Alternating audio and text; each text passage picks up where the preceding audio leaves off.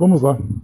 Nosso livro Caminhos de Volta, Espíritos Diversos, Psicografia do Chico. Nós vamos então para os itens números 18 e 19. 18, familiares afastados do lar. E Emmanuel traz para nós parentes enfermos.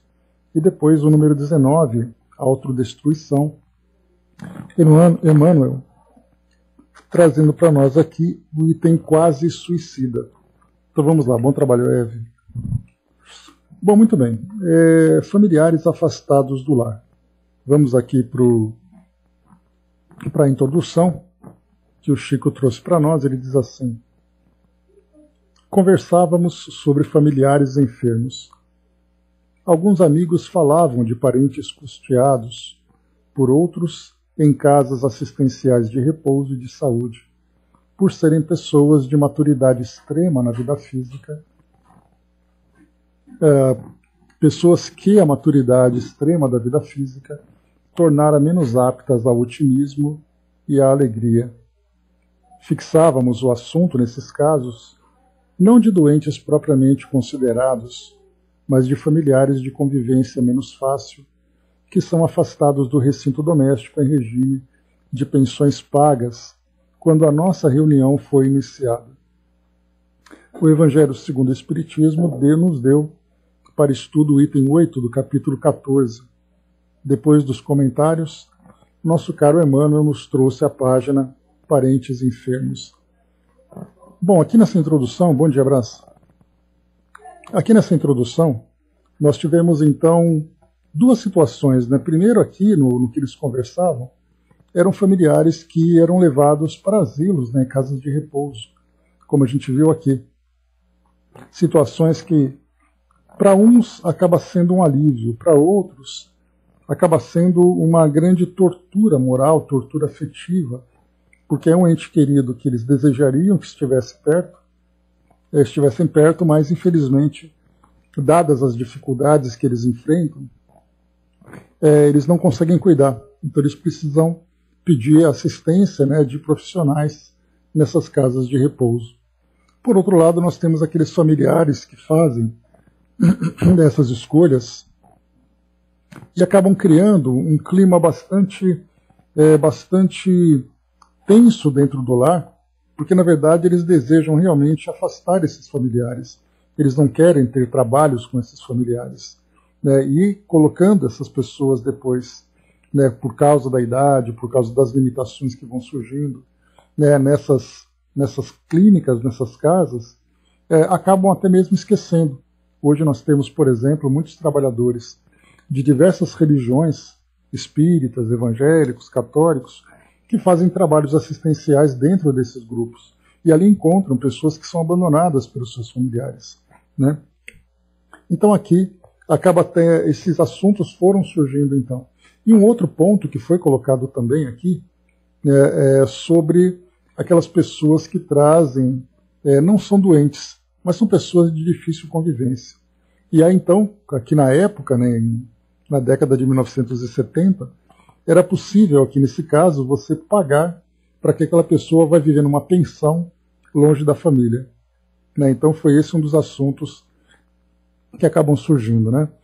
Pois é, Brás, essa é uma questão bastante ampla, né, das suas diversas situações, porque tem desde aqueles que preferem realmente irem para asilos, para essas casas que são bem estruturadas e tudo mais, e há aqueles que são levados pelos familiares. Então isso traz ali, são várias situações que têm que ser analisadas, né? Algumas são bastante positivas, tanto para a pessoa, né, para o próprio novo paciente, ou hóspede dessas casas, ou para os familiares que levam, mas continuam acompanhando, fazendo ali as visitas, dando toda a atenção, como também aqueles casos em que pessoas querem ir para esses asilos, porque não conseguem mais conviver com a família, ou as famílias colocam essas pessoas nesses asilos, deixando lá, né, aos cuidados de pessoas estranhas, sem qualquer tipo de atenção. Então foi esse o assunto, como a gente viu, né? Da mesma forma que eles lá, na época do Chico, debatiam, estudavam sobre esse assunto, nós estamos aqui também trazendo esses exemplos. né, de situações que a gente vai conhecendo e vendo ali as dificuldades enfrentadas por todas as partes, familiares e pacientes. Né? Bom dia, embaixador. Bom, foi trazido para nós aqui, pois é, ainda tinha essa parte de você pagar para alguém viver fora, longe de você, porque é uma pessoa muito difícil, muito problemática. Mas então o assunto foi surgindo, e o Livro dos Espíritos trouxe então para nós aqui o item número 8 do capítulo 14, que nós já lemos várias vezes, e os Espíritos insistem em trazer também esse mesmo assunto, que é a parentela corporal e a parentela espiritual, lá do nosso capítulo número 14, honrai a vosso pai e a vossa mãe. E nesse trecho que fala da parentela, traz para nós aqui exatamente sobre a lei, né, da afinidade em que os espíritos vão se encontrando por um sentimento de afeto verdadeiro, ou nós vemos ali no caso da parentela corporal, os laços consanguíneos, que muitas vezes pessoas se juntam num mesmo grupo familiar como parte de uma prova e parte de um resgate que eles precisam então realizar. E daí então uma convivência nem sempre fácil, né, já que nós encontramos espíritos que são antipáticos entre si, vivendo ali naquele mesmo ambiente. Né? Então é um texto longo, mas nós já lemos aqui algumas vezes, né, e embora sempre vale relembrarmos, né, mas então aqui foi colocado para nós, né, que os laços do sangue não criam forçosamente os liames entre os espíritos. O corpo procede do corpo, mas o espírito não procede do espírito, porquanto o espírito já existia antes da formação do corpo. Não é o pai quem cria o espírito de seu filho, ele mais não faz do que ele fornecer o invólucro corpóreo, cumprindo-lhe, no entanto, auxiliar o desenvolvimento intelectual e moral do filho para fazê-lo progredir. E aqui então só mais um trecho para a gente poder lembrar. Os espíritos que encarnam numa mesma família, sobretudo como parentes próximos, são as mais das vezes espíritos simpáticos, ligados por anteriores relações que se expressam por uma afeição recíproca na Terra. Mas também pode acontecer sejam completamente estranhos uns aos outros esses espíritos, afastados entre si por antipatias igualmente anteriores, que se traduzem na Terra por um mútuo antagonismo, que aí lhes serve de provação. Não são os da consanguinidade os verdadeiros laços de família, e sim os da simpatia e o da comunhão de ideias, os quais prendem os espíritos antes, durante e depois de suas encarnações. Segue-se que dois seres nascidos de pais diferentes podem ser mais irmãos pelo espírito do que o fossem pelo sangue. Podem então atrair-se, buscar-se, sentir prazer quando juntos, ao passo que dois irmãos consanguíneos podem repelir-se, conforme se observa, todos os dias. Problema moral que só o Espiritismo podia resolver pela pluralidade das existências. E depois aqui continua, mas a gente já estudou então esse trecho. Já deu para ter uma ideia sobre as famílias espirituais e as famílias consanguíneas. Bom dia, André. Muito bem, voltando para cá então, para o nosso texto, mais uma vez aqui então, falando sobre familiares afastados do lar. Então, pessoas que são enviadas para casas de repouso, para casas de saúde, ou pedem para serem enviadas para lá, para terem um cuidado maior. Muitas famílias se sentem muito mortificadas, quando elas têm essa necessidade de encaminhar um familiar, um ente querido, para os cuidados de uma casa de repouso, por falta de opção. Eles não conseguem, precisam trabalhar, não têm um conhecimento técnico, não têm uma resistência física para poder cuidar daquela pessoa, e eles precisam, então, levar essa pessoa para ser tratada por profissionais. E isso, para essas famílias, é muito difícil, porque elas se sentem realmente falindo naquele trabalho que precisa ser feito de cuidar daquele ser com tanto amor que eles gostariam.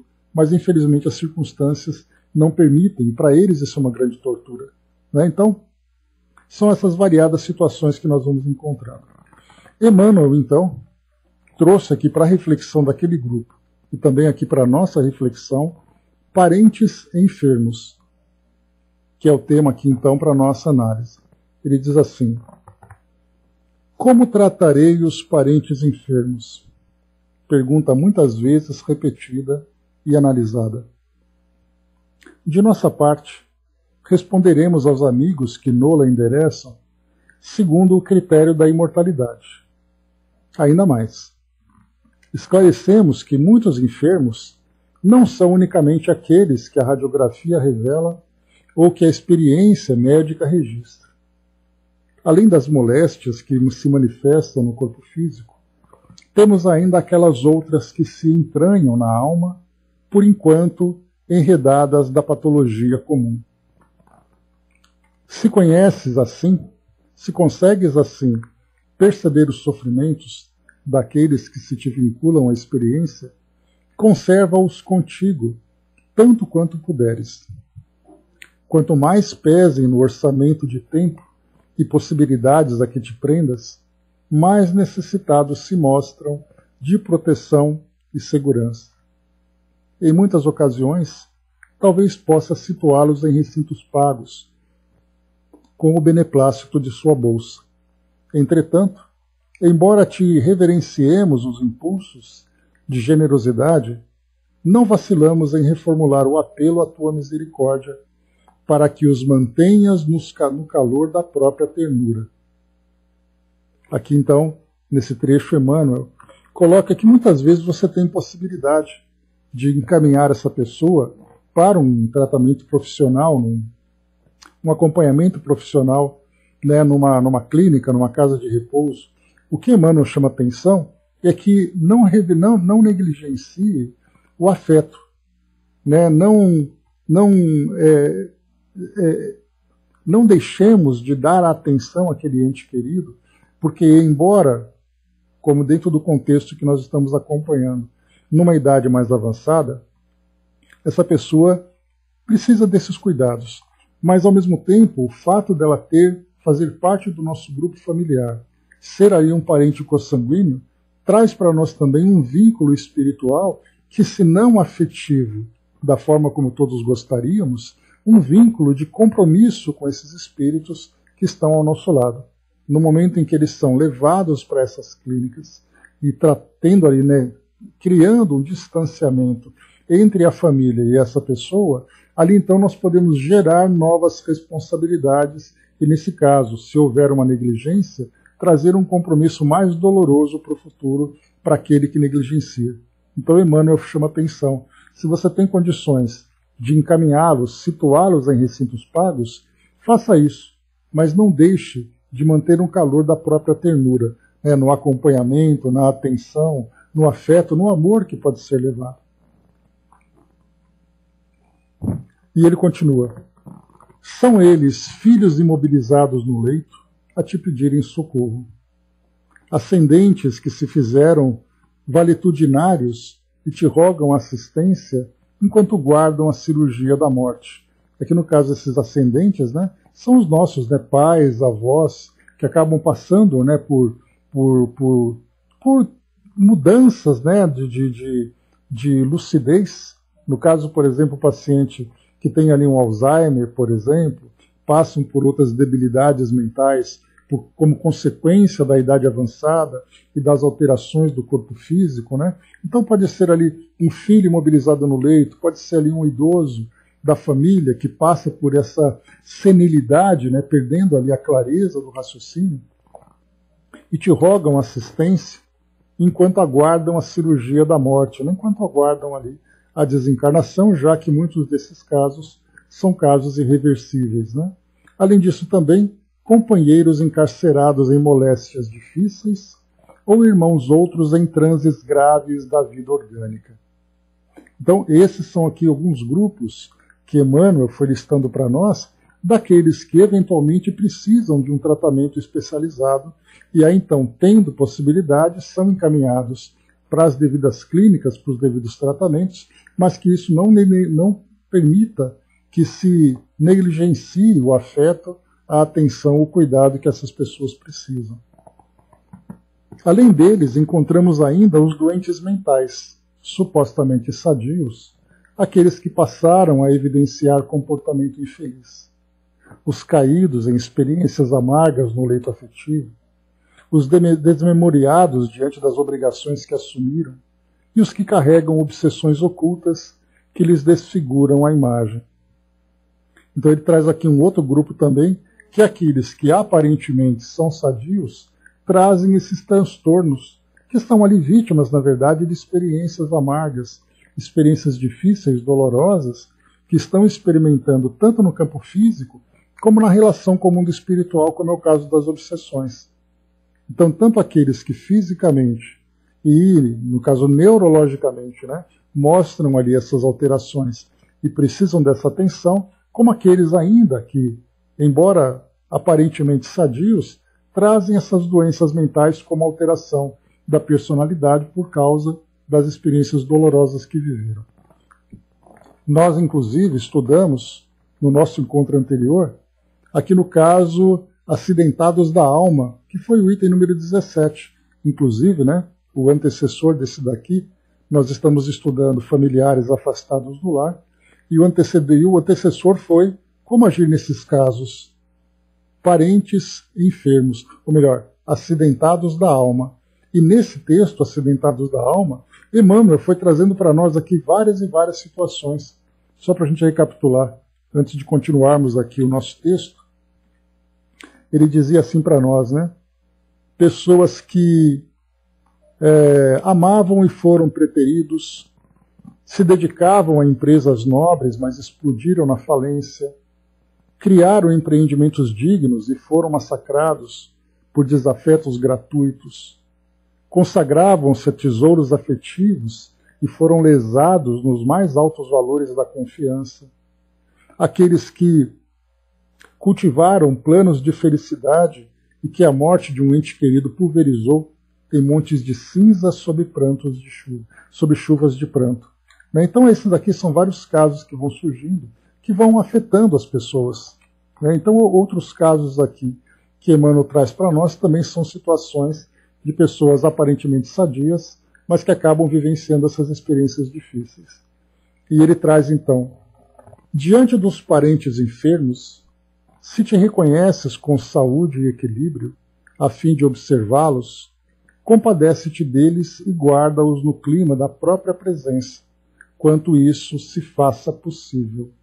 E aqui é importante também quando ele coloca essa observação, enquanto isso te faça possível. Porque nem sempre não é possível, por uma questão de condições de cuidado, ou até mesmo com relação à própria tolerância daquela pessoa. Lembrando que aquela pessoa que se encontra enferma naquele momento pode ser alguém muito difícil, alguém que traga muito trabalho, que traga ali muitas dificuldades para a família no que diz respeito a relacionamentos. Quantas e quantas vezes, né, no nosso trabalho de atendimento fraterno, nós encontramos ali pessoas que trazem queixas nas relações com pessoas que, nesse caso, né, esperam ali que poderiam, por exemplo, encaminhar para um centro de atendimento, para uma casa de repouso, para que ele possa ser cuidado, porque simplesmente não consegue. Então são situações difíceis. E aí ele coloca, todos eles são a continuidade de nossos débitos ou prolongamentos de nossa própria ternura. E eu gostei bastante dessa citação de Emmanuel, porque ele coloca duas condições. Que esses familiares que trazem essas limitações, que trazem essas dificuldades, que geram conflitos, que trazem ali, né, desafios de toda ordem, podem ser para nós continuidade de nossos débitos. Lembrando que André Luiz diz para nós, né, que muitas vezes aquele familiar que apresenta para nós aquelas dificuldades podem ser dificuldades que nós mesmos causamos. Então isso pode ser dentro da continuidade dos nossos débitos ou prolongamento de nossa própria ternura. Então ali nós saímos daquela convivência num clima, digamos, expiatório e entramos numa convivência num clima missionário, em que nós nos doamos em benefício daquela pessoa que precisa de atenção. Ou, por outras vezes, como a gente viu agora, pode ser uma situação em que eu preciso, através de um trabalho árduo, ajudar aquela pessoa a se reconstruir, já que ela foi vítima das nossas próprias ações. Tanto débitos como missões que nós podemos ali realizar. Recordemos que a morte é somente mudança, que nos reencontraremos todos, agora ou no futuro, e doemos àqueles corações que nos cercam todo o amor que esperam de nós ou que nos solicitam, a fim de se complementarem na evolução a realizar ou no trabalho a fazer. Abençoa hoje os que amanhã te abençoarão. Então, aqui, ter a oportunidade de dar atenção a alguém, de cuidar de alguém, tanto quanto possível, eu acho que todos nós já passamos por isso, de uma forma direta, se por acaso esse familiar fazia parte do nosso círculo mais íntimo, ou de uma forma indireta, quando nós temos ali familiares próximos, irmãos, cunhados, tios, primos, que trazem ali esse mesmo tipo de trabalho, de cuidar de alguém que traz essa dificuldade. Me recordo, por exemplo, de tios que tinham idade avançada, mais de 80, quase 90 anos de idade, e que nesse período da vida começaram a apresentar muitas dificuldades de saúde. Mas como se não bastasse essas mesmas dificuldades de saúde, ainda tinham o elemento da personalidade, que acabava muitas vezes dificultando o relacionamento. E aí nós aqui de casa nos envolvemos também no auxílio, na atenção dentro das possibilidades, para poder fazer com que esse ente querido, que no passado foi para nós alguém próximo, hoje se apresenta com tantas limitações, com tantas dificuldades, precisando da atenção agora. Então, se no passado era uma convivência tranquila, em que aquela pessoa tinha ali a sua independência, tinha a sua autonomia para fazer o que quisesse, para poder trabalhar, para ter as suas coisas, tomar suas próprias decisões, chega no momento da sua vida em que ele começa a se tornar altamente dependente de cuidados. Então, de uma forma direta, se nos toca diretamente, fazendo parte do nosso círculo íntimo, ou de uma forma indireta, quando alguém próximo nosso acaba passando por essa experiência de ter que cuidar desse ente querido. Então, o que Emmanuel chama atenção aqui para nós é exatamente isso, que nós nos doemos sempre. E aí que entra também a orientação valiosa da própria doutrina espírita, mostrando para nós que os reencontros familiares, toda a família, ela é formada por espíritos que estão vinculados de alguma forma. Vinculados de uma forma positiva, de uma forma saudável, de uma forma amorosa, digamos assim, ou de uma forma difícil, por antipatias, por compromissos complicados e complexos do passado. Mas seja qual for a situação, a doutrina nos mostra, todos estamos juntos com esse objetivo. E aquilo que nós semearmos de positivo, será para nós, mesmo que nós não recebamos. Porque muitas vezes existe essa ideia de troca, existe essa ideia de recompensa. Eu quero fazer algo bom para que eu receba algo de volta. E na verdade ali a gente está fazendo uma barganha e não fazendo uma doação verdadeira, sincera. Porque a gente sabe que fazendo o bem virá ao nosso encontro. É o resultado das nossas escolhas. Pode ser que não venha de um modo imediato, no momento em que nós esperamos, mas é aquela felicidade que nós estamos construindo através do exercício constante desses valores, que para muitos de nós são valores novos que vão se desenvolvendo. Então não é aquela coisa, vou fazer algo bom agora com a intenção de. Aí esse algo bom, a esquerda, saber o que a direita faz. E se nós queremos fazer alguma coisa boa com a intenção de receber de volta, ali nós já recebemos o nosso benefício. Não temos mais nada para receber além daquilo. Então o amor sincero, o amor verdadeiro, a doação dos nossos corações àquelas pessoas que nós amamos durante grande parte de nossa vida é fundamental para que continuemos cultivando esses sentimentos nobres. Tem até uma passagem muito bacana dessas histórias que nós vamos acompanhando, histórias de vida que as pessoas vão trazendo. Falava de um senhor, já de uma idade avançada, cuja esposa, também numa idade avançada, no caso dela, ela vivenciava o Alzheimer, uma doença altamente debilitante, incapacitante, porque ela vai tirando da pessoa a capacidade da razão, e ela se torna absolutamente dependente, principalmente conforme o tempo vai avançando e essa doença vai progredindo. E aí então esse senhor cuidava da sua esposa, que já estava no estágio mais avançado, dando comida na boca, limpando a boca, ajudando no banho, ajudando nos cuidados e tudo mais. E essa pessoa, essa senhora no caso, pela limitação do seu corpo físico, se encontrava completamente alheia a tudo aquilo que acontecia. E aí então perguntaram para ele, né, mas por que o senhor continua com tanta atenção assim, se ela não se lembra mais do senhor? E ele respondeu, ela não se lembra mais de mim, mas eu me lembro muito bem dela. Né, mostrando exatamente que toda a história que eles vivenciaram foi uma história em que o afeto foi construído. E nesse momento mais difícil é quando o afeto realmente terá sua validade. Porque doar afeto quando tudo está muito bom é sempre muito simples, mas doar afeto quando nós somos chamados realmente ao sacrifício pessoal, sacrifício de nós mesmos, sentimentos, sacrifício dos nossos sonhos, em virtude da necessidade do outro, esse é o verdadeiro sacrifício. E a recompensa virá não por algo que nós vamos receber, mas a recompensa já está sendo recebida pelo fato de nós aprendermos a desenvolver esses valores.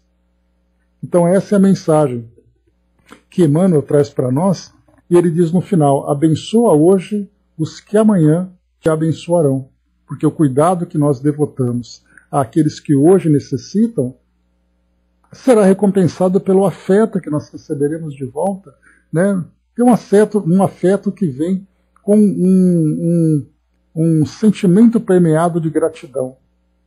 Mas mesmo que não venha, dependendo das condições em que aquela pessoa se encontra, nós já ganhamos pelo fato de nós exercitarmos as virtudes. Então eis aqui esse primeiro ensinamento que é trazido para nós, aqui por Emmanuel, trazendo então parentes enfermos. Como lidar com tudo isso? Nós temos várias situações, né, de filhos, de irmãos, de companheiros, de pais e tudo mais. Né? Nós tivemos até um caso de uma senhora, uma mãe jovem, cujo filho tinha autismo. E ela sofria demais esse autismo. Ela pensava inclusive em suicídio, que é o próximo tema que nós vamos abordar, pela dificuldade de lidar com aquela criança que trazia essa limitação tão severa para ela. E aí, então, como lidar com tudo isso? Então nós vemos que não é uma questão apenas de pensarmos naqueles que estão numa idade mais avançada. Muitas vezes uma criança que acaba de nascer, trazendo ali as suas dificuldades, essa criança precisa ser tratada e precisa realmente de muita doação por parte dos pais.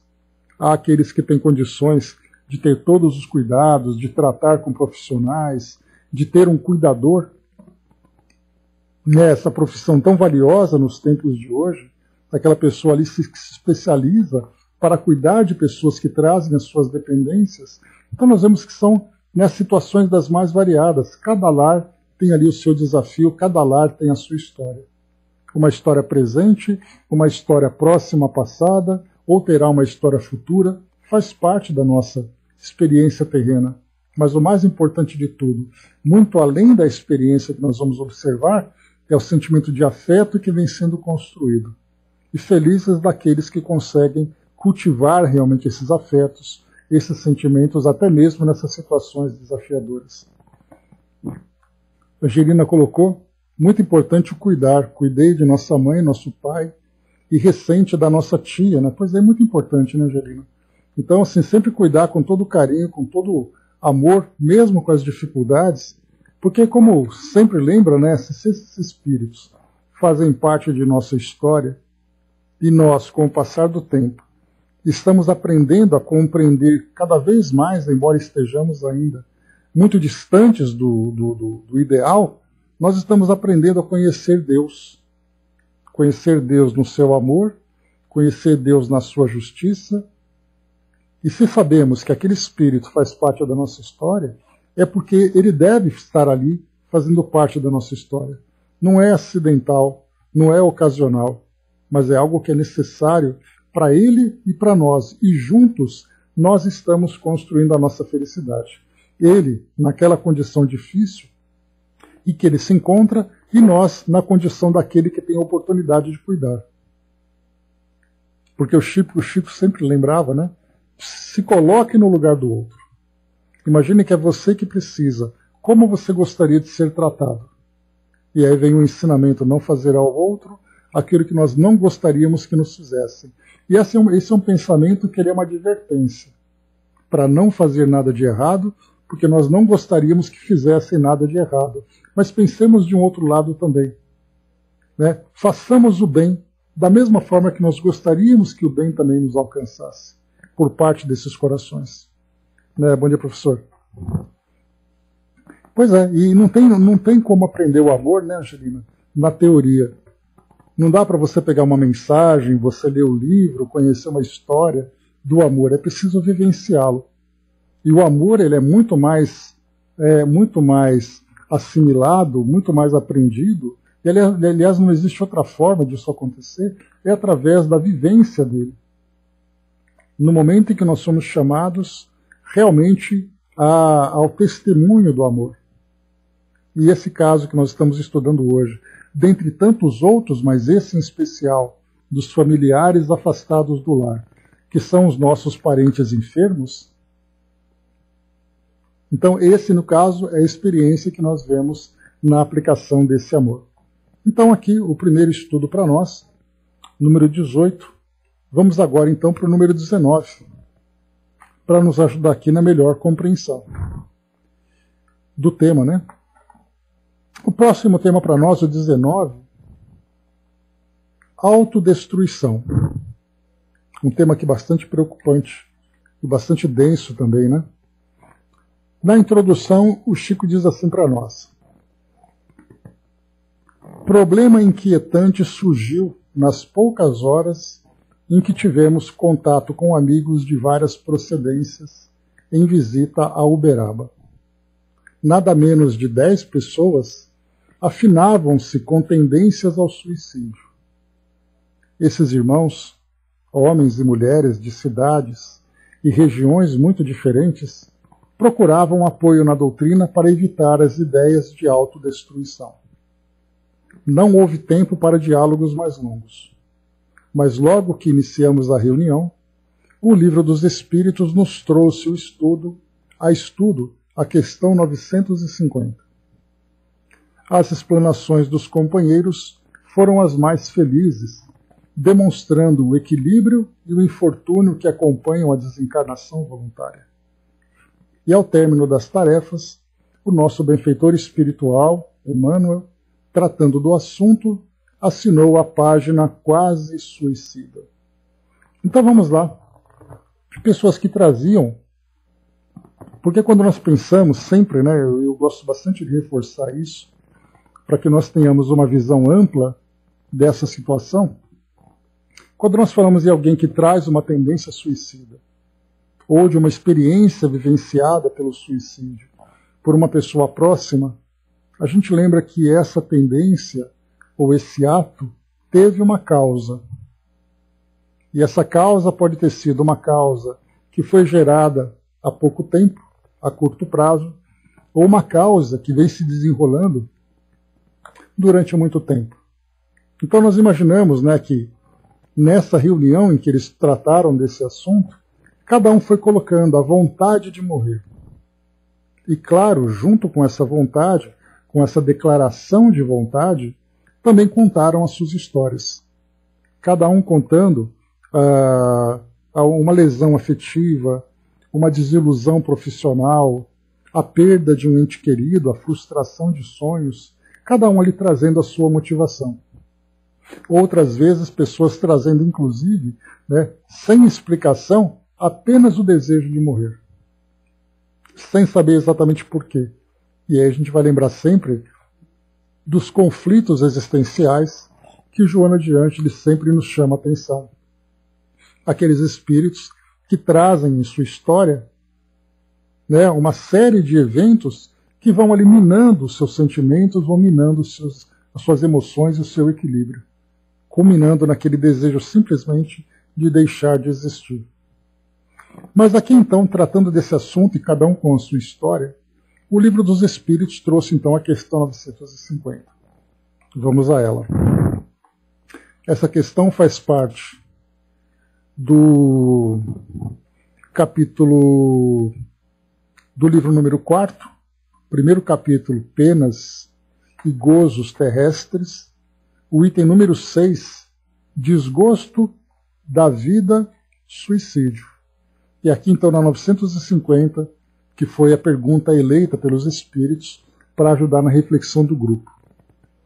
Que pensar daquele que se mata na esperança de chegar mais depressa a uma vida melhor? A resposta dos espíritos: outra loucura, que faça o bem e mais certo estará de lá chegar, pois, matando-se, retarda sua entrada no mundo melhor e terá que pedir lhe seja permitido voltar para concluir a vida a que pôs termo sob o influxo de uma ideia falsa. Uma falta, seja qual for, jamais abre a ninguém o santuário dos eleitos. E aqui então vários outros temas que foram colocados para nós sobre essa questão do suicídio. Então aqui essa resposta ajudava então aquele grupo e nos ajuda também agora no melhor entendimento. Que pensar, por exemplo, que muitas vezes o ato do suicídio é o extremo, mas nós temos ali o desejo, nós temos aquele que desiste do aprendizado, das experiências que a vida vai oferecendo, simplesmente deixa a vida passar, se entregando ao impulso, deixando que a vida o leve, seja lá para onde for. Então essa desistência também traz ali o seu preço, que é fazer com que o espírito, desprezando essa grande oportunidade que ele teve de estar reencarnado, terá uma nova experiência agravada pelas dificuldades e pela negligência que ele vivenciou nessa encarnação atual. Então aqui para nós, autodestruição é o nosso tema, e Emmanuel então trouxe a mensagem quase suicida. Então lembrando, olha só, como nós estamos acostumados ao suicídio, aqui então quase suicídio. É aquele que apenas deseja. André colocou a angústia sem saber porquê, e nesse momento os espíritos próximos intuem. E aí tudo pode acontecer. É aquilo que nós estudamos ontem, lá no nosso Bastidores da Obsessão, falando sobre a hipnose, falando sobre a tendência, falando sobre a afinidade, as influências, né, dos espíritos no momento em que nós nos abrimos mentalmente de uma forma negativa, permitindo que outras ideias negativas se juntem e aí então há essa alimentação recíproca. Quase suicida é o nosso tema. Emmanuel diz: quase suicida. Sentimos-te o passo, à beira do precipício, caindo quase. Entretanto, estamos aqui buscando-te o coração para o reequilíbrio. Ninguém te pode medir a dor, mas urge reconhecer que, por mais que soframos, há sempre alguém na travessia de obstáculos maiores. Abandona a ideia que te induz à própria destruição e medita. Ainda há sol bastante para ser esperado amanhã, tanto quanto surgiu hoje. Nem todas as estradas se fecham de vez no trânsito da vida. E por mais que anseies pelo fim, a morte é ilusão. No trabalho e no repouso, na luz e na sombra, dentro do dia ou da noite, achamo-nos naquilo mesmo que fizemos de nós. Não alargues, por isso, as feridas mentais que porventura carregues, acumulando cargas inúteis de aflição, que além da cela corpórea de que pretendes afastar-te, reconhecer-te-ias simplesmente com tudo aquilo que fizestes de ti. Aqui foi o que nós comentamos então, né? Esses dois parágrafos são bastante significativos também.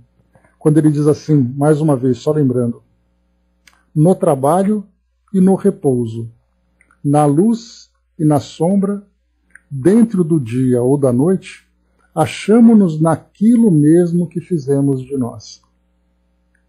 e é então atribuindo a nós as responsabilidades das nossas escolhas, as responsabilidades das nossas ações, que somos nós construtores do caminho que nós mesmos estamos percorrendo.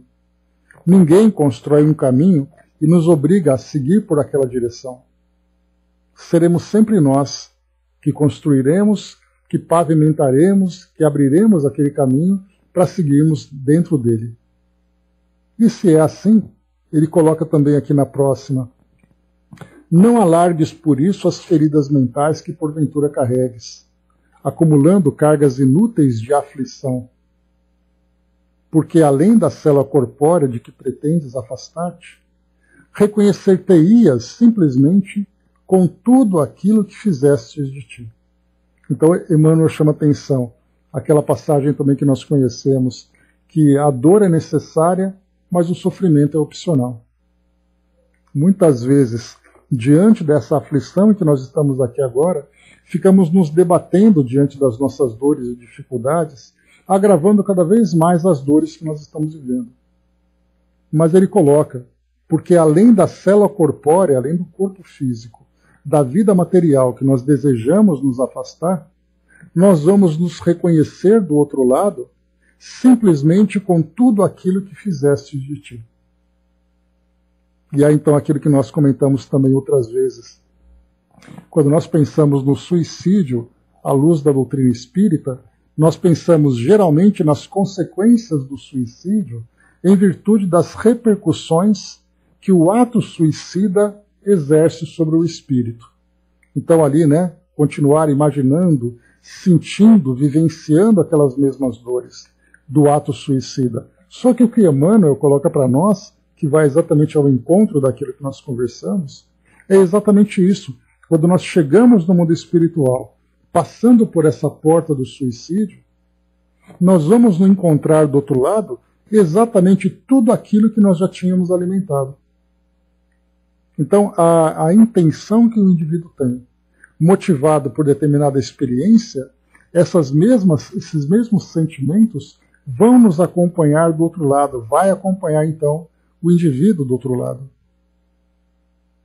Vão acompanhar, exatamente porque se ele tinha uma tristeza, uma depressão, uma frustração, após o ato ele vai continuar sentindo a tristeza, a depressão e a frustração. Apenas agravadas, apenas entre aspas, mas agravadas pelo ato que ele fez, com toda a repercussão do corpo ter sido destruído, do espírito ter sido expulso, do vínculo que mantém ainda com o corpo e das repercussões. Então nós vamos nos reconhecer do outro lado, como ele coloca, simplesmente com tudo aquilo que fizeres de ti.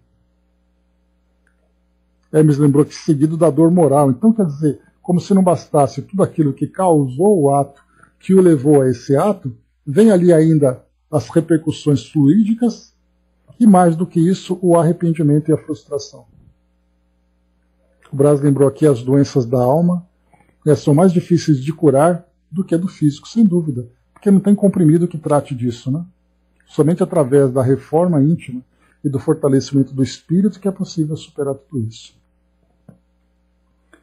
E Emmanuel segue: recorda, a sabedoria da vida que regenera a erva mutilada tem remédio igualmente para qualquer de nossas dores.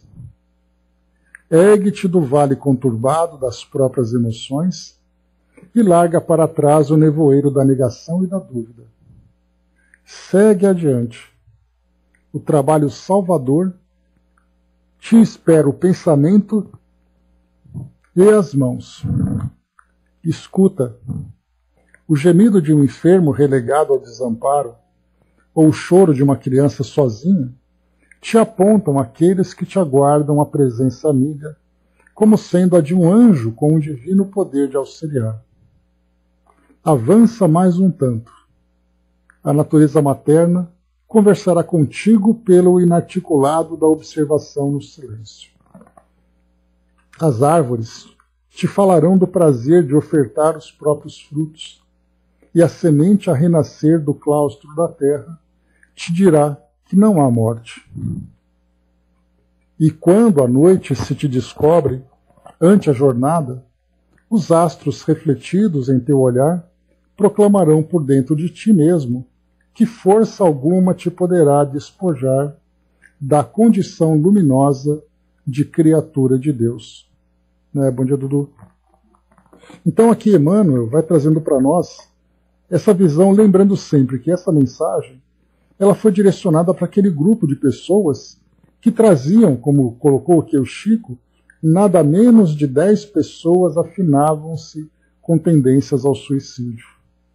Então, num grupo em que 10 pessoas, pelo menos, falavam sobre esse assunto, demonstravam uma tendência para isso, foi que Emmanuel, então, trouxe essa mensagem de motivação, de encorajamento, para que continuem superando essas mesmas tendências, essas fragilidades psíquicas que ainda apresentam. Então, como nós vimos aqui, nessa mensagem, né, bastante elucidativa para todos nós, o quase suicida, lembrando que não é o suicida em si, mas é o quase suicida.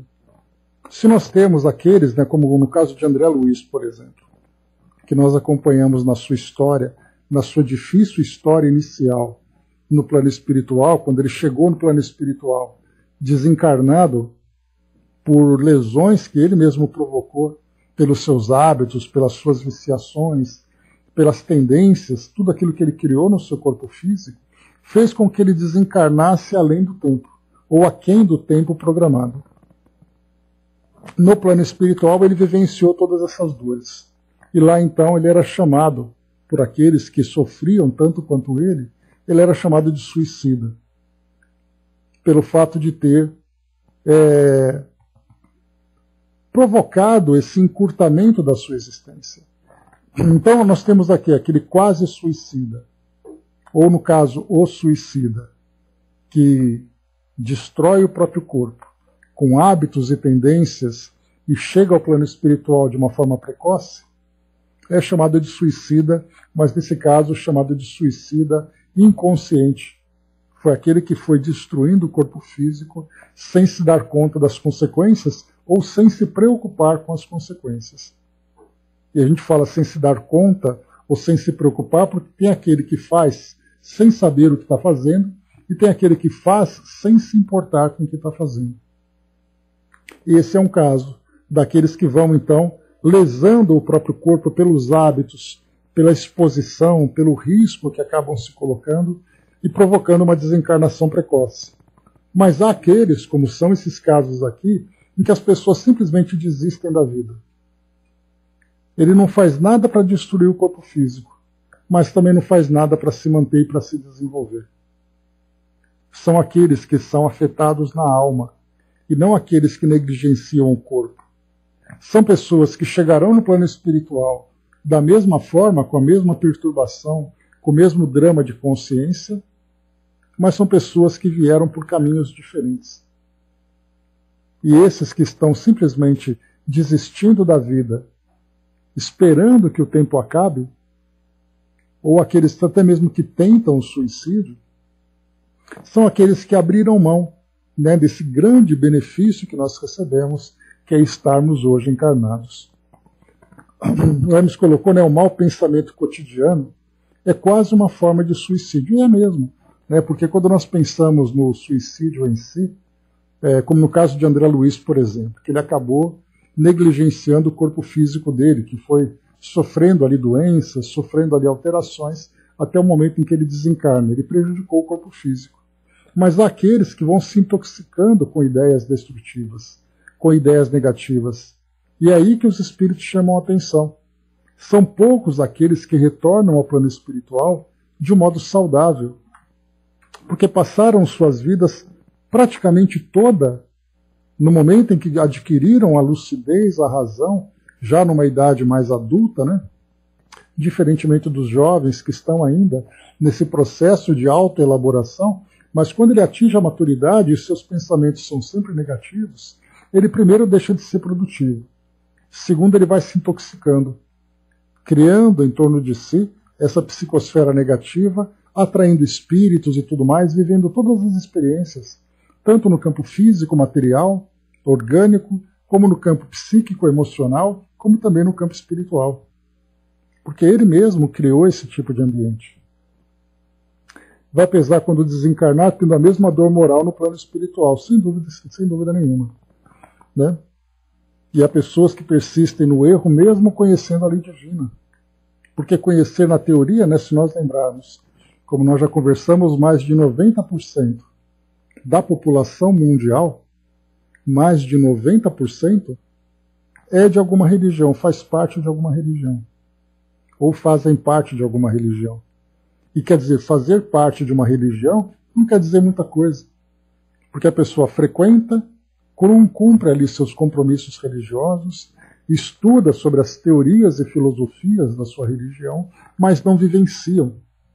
E pelo fato de não vivenciarem, mostra exatamente isso. Conhecer é uma coisa, conhecer na teoria, mas viver é absolutamente outra. André colocou. E nos dias de hoje, com tanta informação, não podemos ter desculpa para continuarmos no erro. Então, a desistência inconsciente, realmente. Né? Então, mas mesmo assim, André, a gente percebe que hoje os conflitos que nós enfrentamos no nosso mundo físico, no nosso mundo material, esses conflitos nos afetam de tal forma no campo psíquico que nós sofremos transtornos de toda a ordem, ansiedade, depressão, angústia, frustração, porque nós somos constantemente bombardeados por aquilo que o mundo pode oferecer. Nós temos observado, especialmente a gente chegou a comentar sobre isso, a gente tem observado nesses tempos atuais de ambiente político, ambiente social, ambiente ideológico, né? As pessoas vivendo agressões e agredindo o tempo todo, sem se darem conta do papel que estão aqui. Eu tomei uma decisão já há algum tempo que eu simplesmente não dou atenção para notícias assim. Eu tomei a decisão de não me envolver nesse clima que nós estamos vivendo hoje e me preocupar com aquilo que é relevante de fato. Relevante com os meus compromissos, com a minha família, com os objetivos que eu tenho que alcançar e tudo mais, que isso que me importa. Quando você lê uma notícia que fulano disse uma coisa, que governos, que pessoas, que grupos fizeram e aconteceram, quando a gente passa numa peneira, a pergunta é, para que isso me serve? Então, quando a gente se distancia psiquicamente desse ambiente, nós passamos realmente a concentrar os nossos esforços naquilo que é realmente válido. Porque, do contrário, a gente fica o tempo todo envolvido nesse campo vibratório sem conseguir fazer absolutamente nada, porque, primeiro, são situações que nós não temos controle. Segundo, são situações que fogem do nosso campo de ação. Segundo, são sentimentos que são absolutamente inúteis, improdutivos e até mesmo destrutivos. Então, para que você concentrar suas energias nisso? E nós temos visto tantas pessoas, tantos amigos, pessoas próximas. Quando a gente vê, por exemplo, redes sociais, grupos de comunicação, o que as pessoas estão conversando? E você percebe que são postagens, são comentários, são agressões, são defesas de teses, que são absolutamente inúteis, porque isso não nos traz absolutamente nada. E aí foi que o Hermes colocou lá em cima, que esse mau pensamento é quase uma forma de suicídio. Pessoas que vivem o tempo todo procurando histórias, procurando notícias, procurando temas ligados a essa situação que para você, como indivíduo, não tem absolutamente nenhuma serventia. Mas é o prazer de você estar nesse ambiente.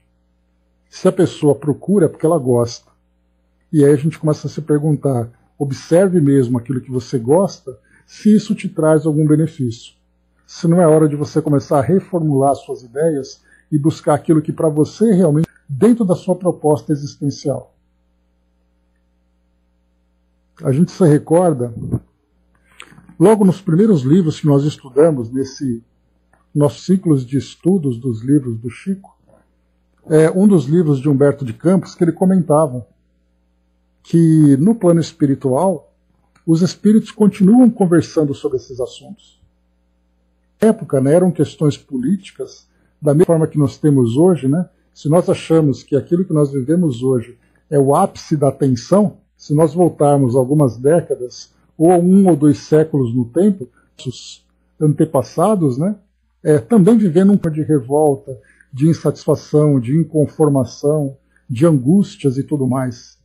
E aí Humberto de Campos dizia que, fixo nessas ideias, chegam no plano espiritual e continuam procurando esses assuntos. Porque é aquilo que eles gostam, é aquilo que interessa. Então eles dizem, olha só que coisa louca.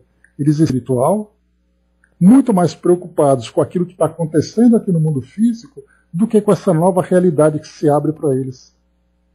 Simplesmente porque eles desencarnaram espiritualmente, mas a consciência se manteve encarnada. E não apenas isso, se manteve encarnada, presa num ambiente que para ele é absolutamente inútil em termos evolutivos, mas que para ele é prazeroso também.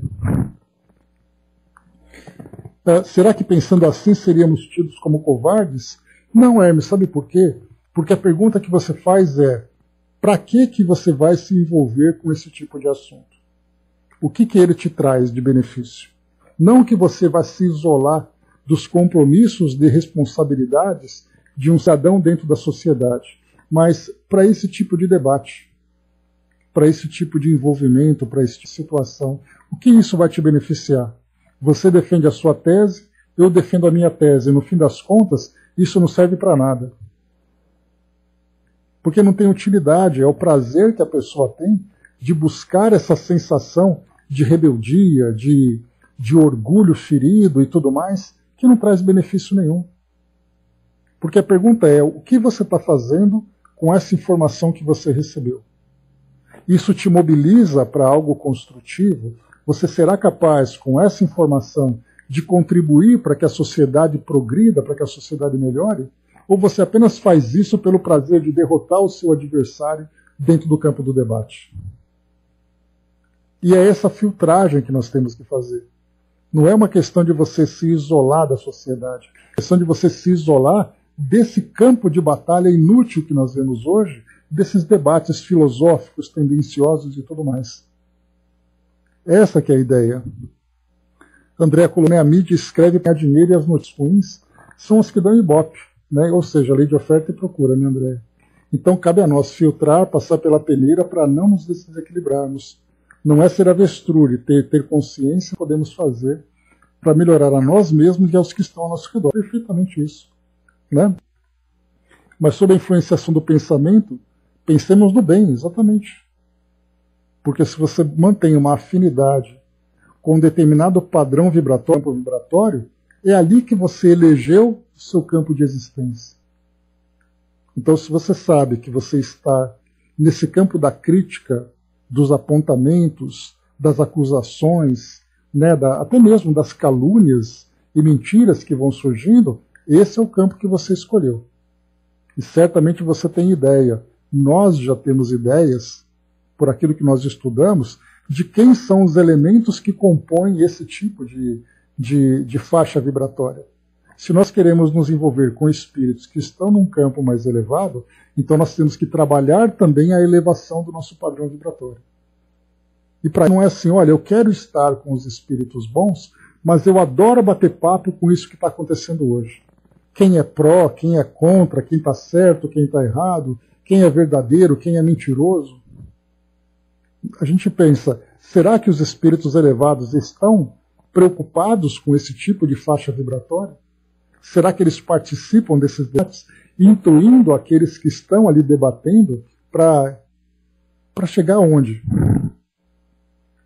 Eis aí então a ideia, fazer exatamente ali. Se nós queremos nos sintonizar com aquilo que é realmente elevado, exatamente, Andréa, se eles têm mais o que fazer, nós também temos mais o que fazer.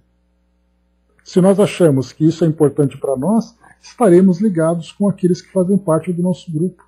E são essas angústias que vão minando hoje as nossas forças, fazendo com que, com o nosso estudo sobre esses quase suicidas, são aqueles que estão exatamente, aquelas pessoas que assistem aqueles programas, aqueles que se encontram com grupos de debates ideológicos que não trazem nenhum tipo de fundação elevada.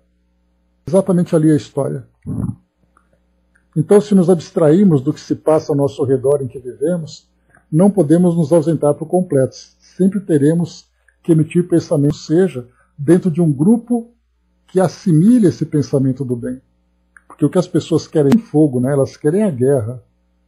E não simplesmente ali, vamos debater para encontrar um ponto comum que seja benéfico para todos. Ninguém pensa dessa forma hoje. Ou pelo menos a maioria não pensa dessa forma hoje. Né? Então, fechando por aqui, pessoal, o nosso estudo de hoje, pensemos bastante nisso. Né? Essas angústias que a vida vai oferecendo para nós fazem parte do nosso dia a dia, fazem parte das experiências do mundo material. Né? Ainda querem o duelo, exatamente. É o duelo do argumento, o duelo da sua própria verdade, o duelo do orgulho, e todos saem perdendo. Naquela história, né? Numa guerra não existe vencedor. Esse é um axioma muito verdadeiro, porque você pode achar que você derrotou alguém ou que você derrotou o seu oponente, na verdade todos perderam. Porque o ódio que foi investido, a força desse oponente já é uma derrota. Porque você apelou para os instintos mais primitivos para derrotar aquele que é seu irmão de jornada, mas que pensa diferente. Então, numa guerra não há vencedores. Num duelo dessa natureza também não há vencedores. Todos perdem. Angelina colocou para nós, né, quando a gente escolhe um tempo para cuidar de alguém como voluntário, a gente aprende a entender que existem pessoas que sofrem mais do que a gente. Quando aprendemos, passamos a ter um olhar diferente. Para o outro e para o né, sofremos com solidão. Né? Pois é, e quando a gente ocupa as mãos e a cabeça com trabalhos que são produtivos, a gente também não tem tempo para se dedicar para aquilo que não é útil para nós. Simplesmente não é uma questão de conversar, não conversar, debater ou não debater. Eu realmente, como a André colocou lá em cima, eu tenho coisa melhor para fazer, eu tenho coisa mais importante para fazer. E essa é a parte valiosa para todos nós e para concluirmos o nosso trabalho. Beleza.